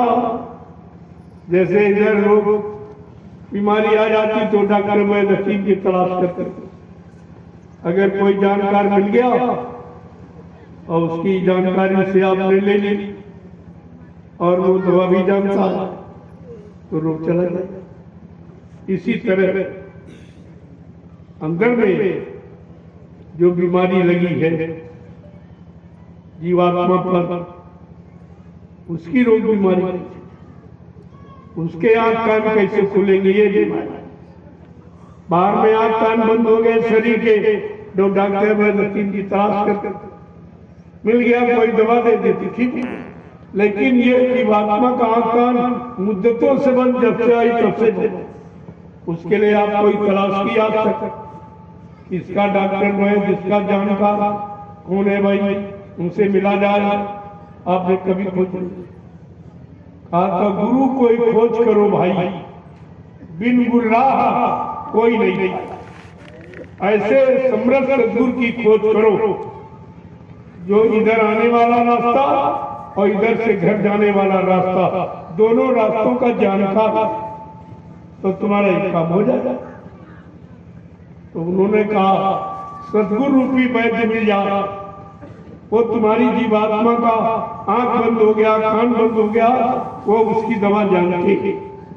दवा क्या है कि संयम ये न विषय, वचनों पर विश्वास करो। सद्गुरु वचन विश्वास, उनके वचनों पर जो बताए उस पर विश्वास करो। और परहेज क्या है कि विषय वासनाओं की इच्छा जाए, क्योंकि गंदगी आ जाए फिर नहीं दिखाई देगी, फिर सुनाई नहीं देगा ये गंदगी। देखो कितना साफ और मानव जीवन को यहाँ सार्थक बनाने वाला कोई नहीं। सब तुम्हारे शरीर से संबंध करने वाले, शरीर की शक्ति को नष्ट करने वाले, मन को खराब करने वाले, इंद्रियों को चलायमान करने वाले हैं, लेकिन तुम्हारा बनाने वाला कोई नहीं। तब उन्होंने इशारा करके बताया कि मानव शरीर को बनाने वाला कौन, सुधार कराने वाला कौन, कि करण धार सत्य गुरु दृढ़ और दुर्लभ का यह सुलभ करि पावा। जिन्होंने अपने जीवन का मार्गदर्शक, पथ प्रदर्शक, डायरेक्टर सद्गुरु को बनाया, उन्होंने अपना ये मानव जीवन सार्थक, वो अपना जीवन सार्थक कर लेते और जो जीव उनसे जुड़ जाते उनका भी सार्थक। तो इशारा तो किया गया, और वो जो इशारा किया गोस्वामी महाराज ने, इशारे के अनुसार तुमको मिले, लेकिन तुम उनको पहचान नहीं पाए, अपना बना नहीं पाए, तो आपका काम रुक गया। नहीं तो जीवात्मा की दिव्य आंख खुल जाते तो यहाँ का झगड़ा खत्म, उधर तो वो कितना बड़ा नुकसान हो गया। एक तो कोई आए नहीं, और जो आए उनको आप पहचान पाए नहीं, धोखा ये हो गया। और उसी धोखे के कारण ये कितना बड़ा नुकसान, और अब भी हो रहा।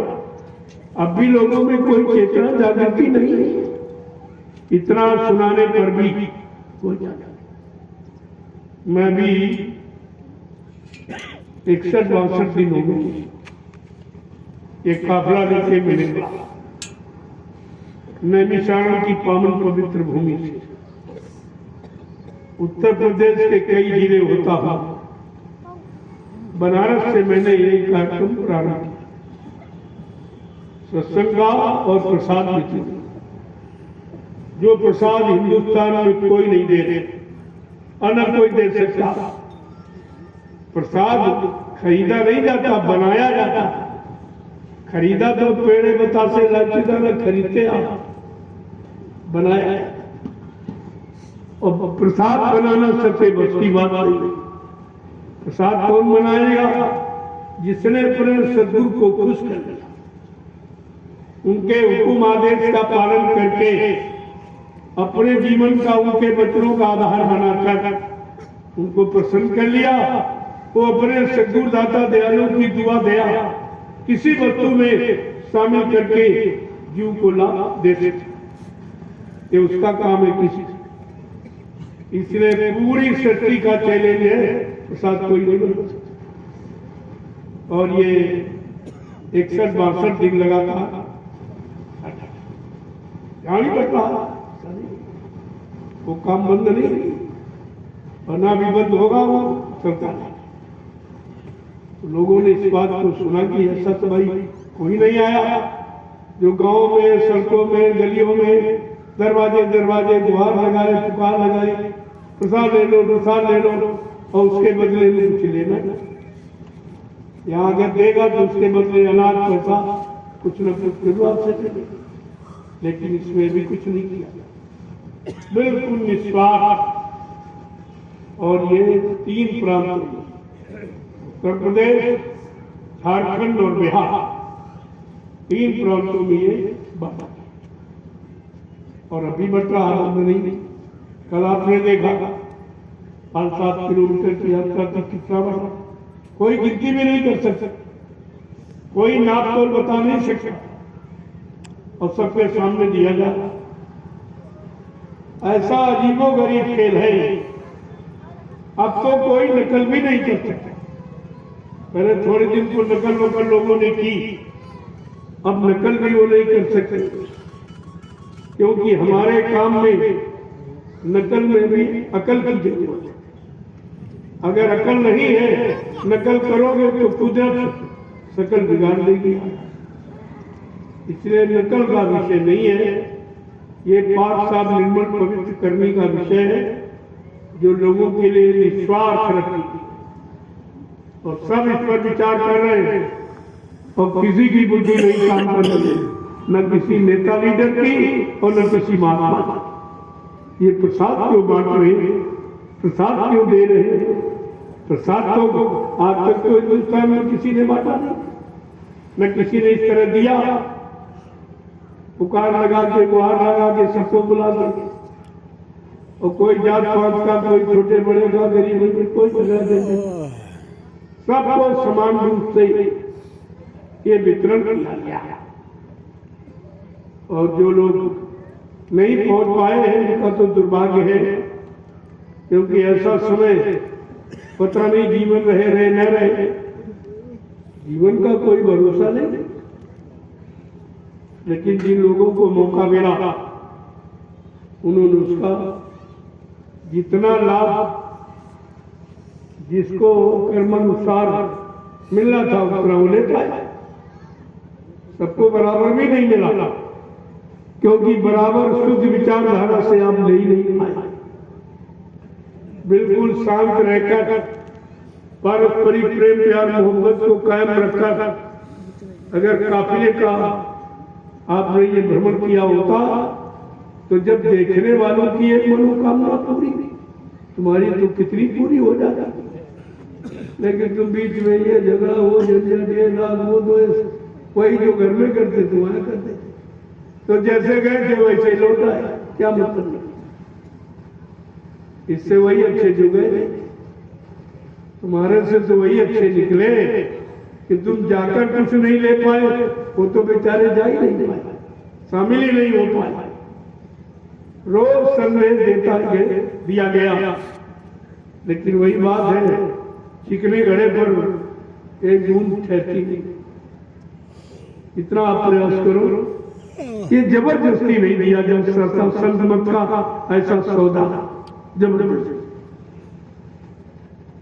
और जबरदस्ती कोई ले भी नहीं सकता। इसमें श्रद्धा, सेवा भाव, प्रेम की जरूरत है, बगैर इसके सौदा नहीं मिलता। और ये आपको रखना चाहिए था। काफिला एक तपस्या था। ऐसे भीषण सर्दी में लोग रजाई के अंदर ठंड महसूस कर रहे थे, और ये प्रेमी सड़कों पर चल रहे थे। अरे ये लेकिन जहाँ राम चले मनमाही, ता मेघ करत है छाही। ऐसा नहीं, एक काफिला आज चला तो बड़ा एकदम वातावरण, ठंड का कहीं नामो निशान। ये तो अभी थोड़ा सा इधर जब भी मोतिहारी में आया, वहां से कुछ थोड़ा सा माहौल ठंड का, कोयरा वगैरह दिखाई दिया, वैसे कहीं नहीं। फिर भी प्रेमी बड़े उत्साह से और तपस्या में तो थोड़ी बहुत तो परेशानी अगर नहीं होगी तो फिर कर्म कैसे कटेंगे? तो कर्म काटने के लिए कुछ न कुछ तो शारीरिक दंड बनाया ही गया। लेकिन आप 4 रूप से सब अपने धीरे धीरे समापन में आ गए। वैसे इसका पूर्ण समापन वो निमिषा जहां से चला वो 5 फरवरी काफले का समापन दिवस और जो बड़ी जिसके मतलब अधिकार में ये काफिला चला है, ये गुरुदेव आध्यात्मिक वैचारिक प्रचार समिति के राष्ट्रीय कार्यालय का उद्घाटन है। उसका उद्घाटन है और संत रविदास जी की पुण्य पावन पवित्र जयंती 3 महापर्व है, वहां पर इसका समापन। बोले चलो भाई, जो लोग नहीं जा पाए तो समापन में शामिल, कुछ तो लाभ आपको मिल ही जाएगा। तो ये इसीलिए यहाँ ये 5-7 दिवस यहाँ पर जो रखा गया था कि चलो इसी में लोग देवरिया में आ जाए तो उनका भी कुछ न कुछ हिस्सा बन जाए काफिले का। तो आपको ये 5-7 दिन का काफिले का लाभ मिल जाएगा। वो तो सबके लिए लाभ था। अब जितना जिसने समय दिया, सहयोग दिया, उतना उसको लाभ मिलेगा। वहां तो बिल्कुल एकदम धर्म काटा लगा हुआ उतना से। जय गुरुदेव, जय गुरुदेव। ये जानकारी सबको दे दी जाए कि 3 दिवसीय आध्यात्मिक सत्संग समारोह 65 दिवसीय काफिले के समापन दिवस का और जय गुरुदेव आध्यात्मिक वैचारिक प्रचार समिति के राष्ट्रीय कार्यालय के उद्घाटन और संत रविदास जी की पावन पुण्यतिथि, ये 3 महापर्व पर जय गुरुदेव आध्यात्मिक ज्ञानाश्रम मिश्रित रामशाला सीतापुर उत्तर प्रदेश में कार्यक्रम। तो 3 दिन आपको सत्संग मिल जाए, क्योंकि आप काफिले में शामिल सही नहीं हो पाए। तो चलो 3 दिन वो मिल जाएगा और 5 दिन ये, 1 सप्ताह तो आपका हो गया। जय गुरुदेव, जय गुरुदेव, जय गुरुदेव।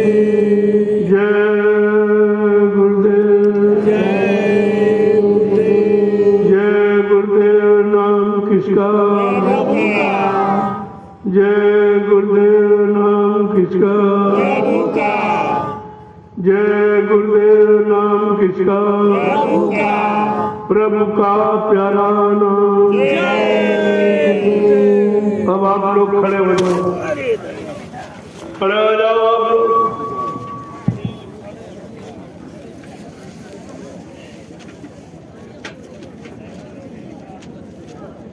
देखो कल से बिल्कुल नियमित समय पर सत्संग प्रारंभ। आज थोड़ा पहला दिन था, अभी लोग आ जा रहे हैं, लेकिन कल से शुरुआत आप पूरा सत्संग सुनिए ताकि आपको काफिले का लाभ मिल जाए। पूरी उपस्थिति रखो, पूरा संदेश। और काफिला चला, आपकी कोई सेवा भी नहीं लग पाई, न शरीर की, न तन की, न धन की, न अन्न की कोई सेवा नहीं आप करता। ये भी कोई बताने वाली चीज। इतना बड़ा उत्तर प्रदेश है और 65-70 भंडारे हैं, एक भी भंडारा नहीं पहुंचा। और देखो लाभ किनको मिला, एक रीमा मत छोटी सी संगत, उन प्रेमियों ने अखंड तपस्या करके एक काफिले का पूरा लाभ प्राप्त, ये भंडारा चला कर प्रेमियों की सेवा कर लगभग 1 करोड़ जीवों का जागरण हुआ। अब 1 करोड़ के जीवों के जागरण में जो सम्मिलित रहे जिनका तो काम पूरा हो गया। इतने जीव कहाँ आप जगह पाते, लेकिन जगाने में सहयोग सबका, जो काफिले में रहे चले सबको उसका लाभ मिलेगा। तो कितना लाभ आपने ले लिया 1 करोड़, ऐसे अब आप एक जीव भी नहीं जगा सकते। कभी निकली नहीं, मौका नहीं था निकलने का घर से, लेकिन किस तरीके से कैसे काम करा दिया जाए, कैसे कर्मों का बोझा उतार दिया जाए, तमाम तरीके अपनाए जाते हैं। तो एक काफिले के बारे में और जानकारी दी, बैठकर थोड़ा सा विचार विमर्श किया जाएगा कि अगला काफिला किस महीने में निकाला जाए। तो उत्तर प्रदेश के पश्चिमी जिलों को उधर आश्रम के निकट तो सीतापुर, लखीमपुर, पीलीभीत, बरेली, शाहजहांपुर, हरदोई, ये 6 जिलों का काफिला निकला। तो इसके बाद फिर ये आपके पूर्वांचल के लिए विचार किया जाएगा। पूर्वांचल के जिले इनमें कैसे कुछ तो कवर हो जाएगा अभी पूर्णिमा में, क्योंकि मिर्जापुर, सोनभद्र, चंदौली, बनारस और इलाहाबाद, ये जिले मुख्यतः उस पूर्णिमा के कार्यक्रम को संभालेंगे। है तो राष्ट्रीय कार्यक्रम पूरे हिंदुस्तान के प्रेमी सब जाएंगे, सब सेवा देंगे। और जो राष्ट्रीय कार्यक्रम की सेवा आपको कितने पहले बताई गई, 2 किलो गेहूं, 3 किलो चावल, 25 रुपए परिवार के पर व्यक्ति, ताकि जीवन रक्षक गुरु पूजा महान पावन पर्व का लाभ सबको मिल सके। इसको आप क्यों भूल जाते हो, रोज थोड़ी बताया जाए।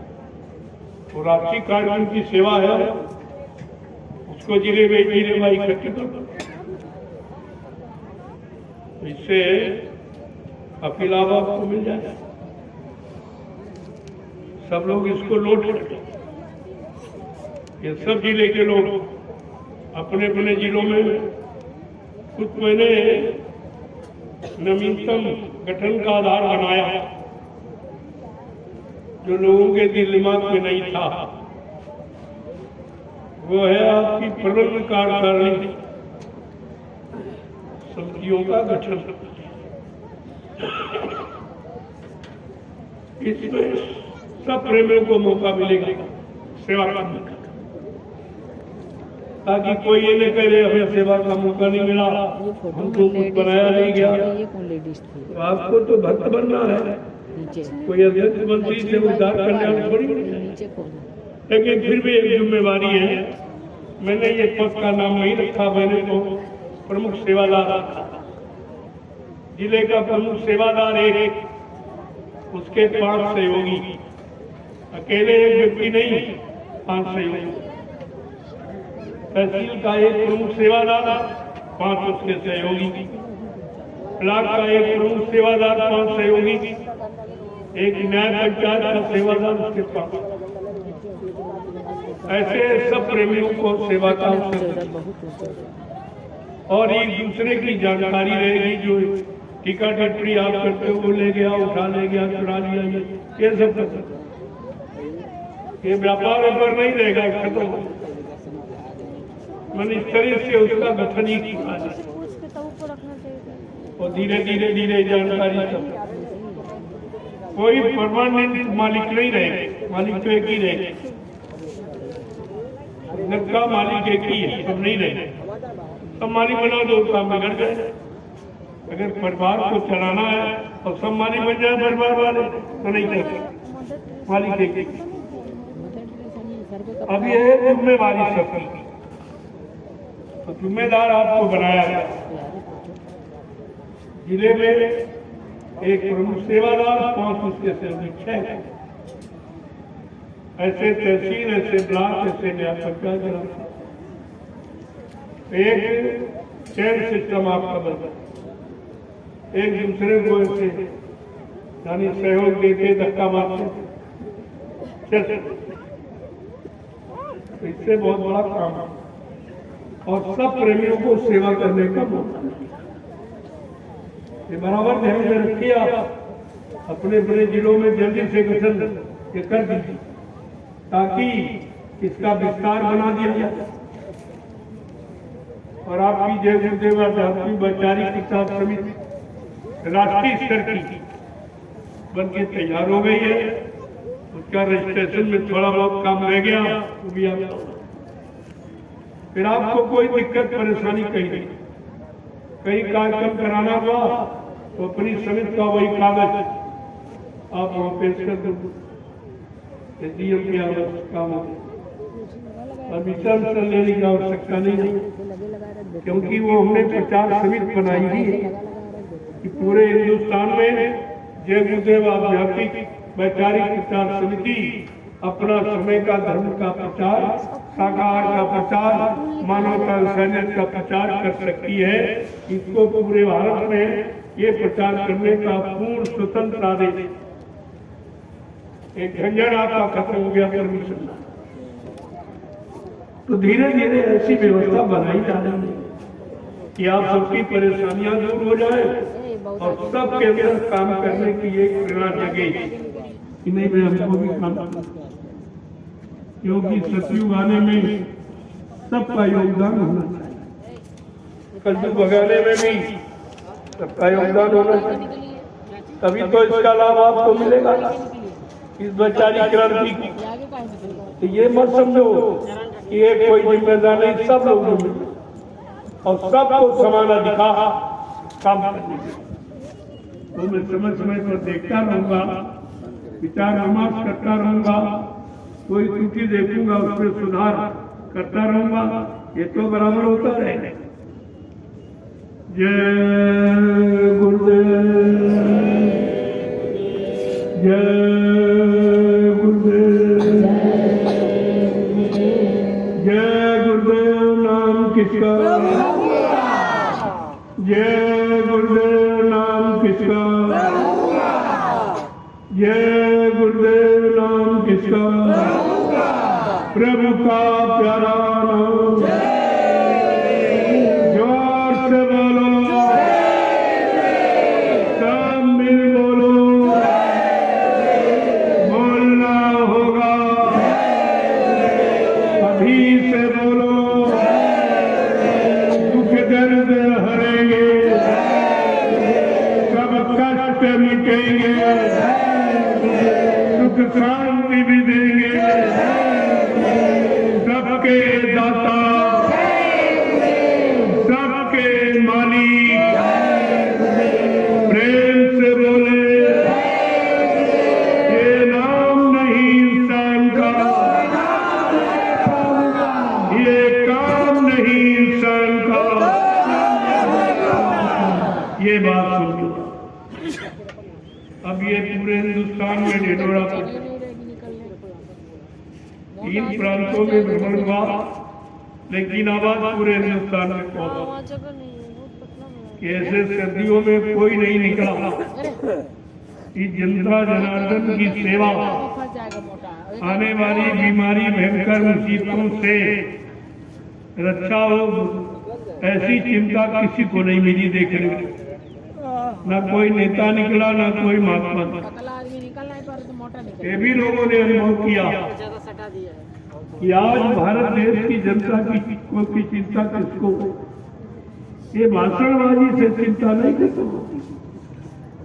ये कर कौन रहा, हमें तो कोई मैदान में कोई नहीं, कोई सूरवीर इस मैदान में हमको नहीं। इस तरह से वो नीनोड़ा पीटने वाले तो बहुत अल्लाह मचाते रहते हैं, उससे कुछ होना नहीं। जब तक तुम्हारी कोई योजना कार्य की नहीं होगी और योजना को संपन्न करने के लिए जनमत की आवश्यकता है। कलयुगे संघे शक्ति, कलयुग में संघ संगठन ही शक्ति है। जिसके पास संगठन है उसके पास शक्ति। तो अपना संगठन मजबूत करने की जरूरत। अब तो जागरण तो हो गया है, लेकिन उसको संभाल के रखना, उन सबको एकजुट करना, ये भी काम बाकी है। केवल उनको जगा दिया गया, जाग गए। अब उनको सम्मिलित करना, संगठित करना और इसी संगठन के नियम सिद्धांतों को बताना और उनको उस काम में लगाना, ये काम बाकी है। बात जैसे तुम खड़े हो गए और सब काम हो जाए। खड़े होने की जरूरत है और खड़े होने का काम कोई नहीं कर रहा। ऐसे शोर मचाने से काम चलेगा। अल्लाह से अल्लाह को मिला ही नहीं किसी को, तुम्हारा अल्लाह मचाने से कैसे काम होगा। इसलिए योजना सर्वोपरि, और वो योजना सबके हर जगह बता देते हैं आप लोग। किसी एक मिशन, किसी निजी स्वार्थ की नहीं है, वो परमात्मा की योजना। गुरुदेव नाम ऐसा ही है। हर मजे धर्मों में गुरु है, ऐसा तो नहीं गुरु बगैर गुरु के कोई धर्म ही नहीं है, कोई वजह नहीं। तो ऐसा ही सब है देव। जितने गुरु आए सबकी जय, जितने हैं उनकी जय, जितने भविष्य में आएंगे सबकी जय, ऐसा ये नाम है। तो इस नाम का विरोध का कोई नाम नहीं, कोई नाम नहीं। विरोध की तो बात ही नहीं। अब जो लोग न समझ पाए वो बात, लेकिन इसमें विरोध और इसीलिए सर्व जनहितकारी, ये सबका हित है, सबका कल्याण, सबका भला, तभी तो लोग मानेंगे। ऐसे थोड़ी कुछ लोग लाभ उठाए, कुछ नहीं, तो ऐसे कैसे सब लोग मानेंगे। सर्व मान्यता तो जब भी मिलेगी जब सबको उससे आराम और सुख सुविधा और सबको अपने मानव अधिकार प्राप्त हो जाएंगे सबसे। तो धीरे धीरे जब ये काम तुम्हारा चल पड़ेगा तो सब जाग जाएगा पूरा हिंदुस्तान। हिंदुस्तान बदला नहीं कि सारा विश्व बदल गया। और उत्तर प्रदेश बदल गया तो हिंदुस्तान बदल जाएगा। ये ध्यान में रखिए। अब आप लाइन से खड़े हो जाओ। मैं आज सत्संग के शुभारंभ पर सबका दर्शन करूंगा, सबको प्रणाम करूंगा और प्रसाद आज से सुबह, क्योंकि सबसे मिलना मुक्ति के अंदर तो इतनी जगह नहीं है। तो एक व्यवस्था ये बना दी गई, लाइन से सबसे मिलती। जय गुरुदेव। वो जो जन जागरण हुआ है, अब ये सब लोग अगर आश्रम पहुंच गए नैमिषारण्य, तो प्रेमियों के लिए जगह कब बना। इसलिए केवल मैंने भूम सेवा की बात की, कोई वो भी सब प्रेमियों को बैठे थे।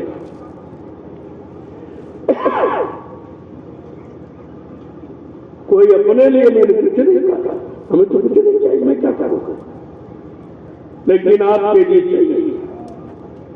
बैठने के लिए, लेटने के लिए, भोजन के लिए, सत्संग सुनने के लिए, दिशा मैदान के लिए, नहाने धोने के लिए जगह चाहिए।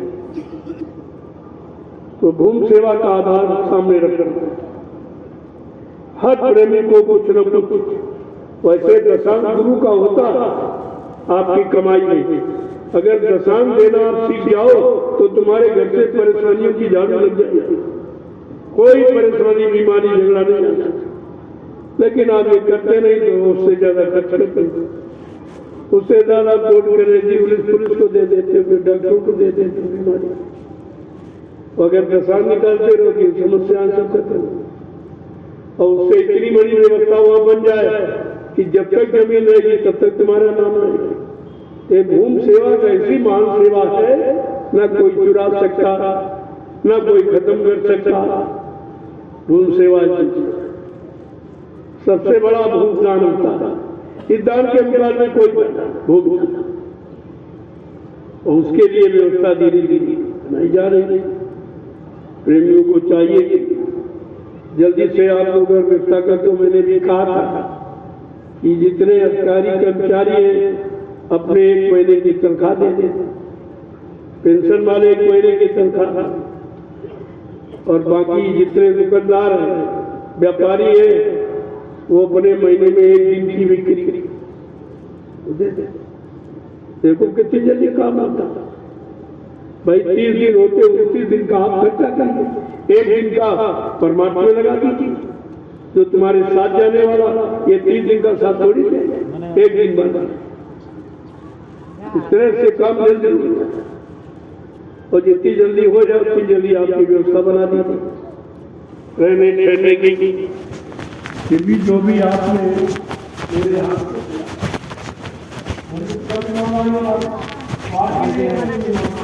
मैंने पूछा नहीं था आपसे, कोई इशारा नहीं करता। हमारे रहने का, रुकने का, वहाँ का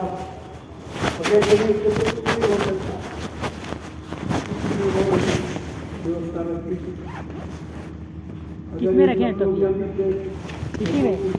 क्या टोपिया? अरे अपनी जगह ले लो, दे दो। किसी का कर्जा लगे तो जिसकी जमीन का किसी चीज का प्रयोग कर लेंगे तो कुछ न कुछ परमात्मा कटौती हो जाएगी। एक पत्ता लेके नहीं गए हैं खांसी वाला? हाँ, मैं परेशानी को कर रहा हूँ, मैं कह रहा हूँ अपने पास रखा। देना है बाबा जी को, मत बाबा जी देना है, मनी से दे देंगे हमारे।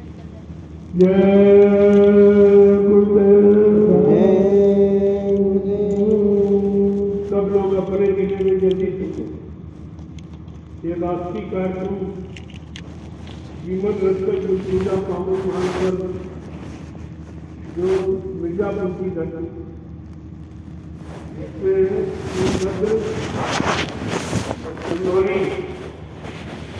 और बनारस और इलाहाबाद ये सब जिले सहयोगी रहेंगे, क्योंकि वैसे तो पूरे देश आपका पड़ोसी बिहार भी बहुत का मैंने मॉडल प्रस्ताव कर दिया। बहुत बार भीड़, जैसे आप गए हो इतनी भीड़ की, यहाँ से बहुत बड़ी बड़ी भीड़ हुई। तो वो जगह थोड़ा पत्थर है, बरसात के लिए अब लोगों को लकड़ी पानी इसकी व्यवस्था वहाँ करनी होगी। तो जिले में जिले सेवा बांट कि पानी सेवा कौन करेगा, लकड़ी सेवा कौन करेगा, ये मतलब यानी बांट लो। अगर बांट लोगे तो सहूलियत है। जिन जिलों में संगतें कम है 2-2, 3 जिले मिलकर करेंगे तभी सबको लाभ मिल जाएगा। किसी तरह से हर प्रेमी को इसका लाभ मिलना चाहिए, उद्देश्य बना के रखो सबको। जय